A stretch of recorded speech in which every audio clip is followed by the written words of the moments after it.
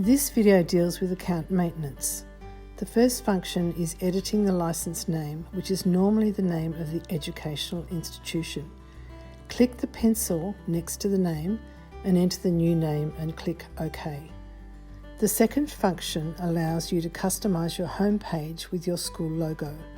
Click on the logo image, then click Upload New Image. Select it from the list and use the plus and minus buttons to zoom the logo to the correct size.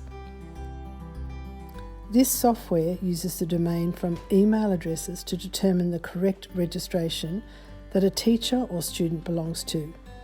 To add a new domain, click the plus icon and enter the new domain for your school. You can only add private domains that are unique to your school, and the auto login will normally be yes, meaning that people can log in automatically by using this domain.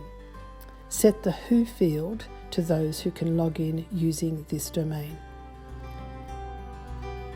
Registration keys are used when the domain is shared by several schools, such as public state schools or Catholic schools within one diocese.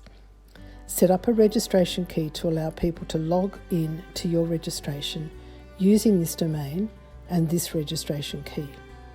Registration keys can also be used to register students into a specific class or group when they register.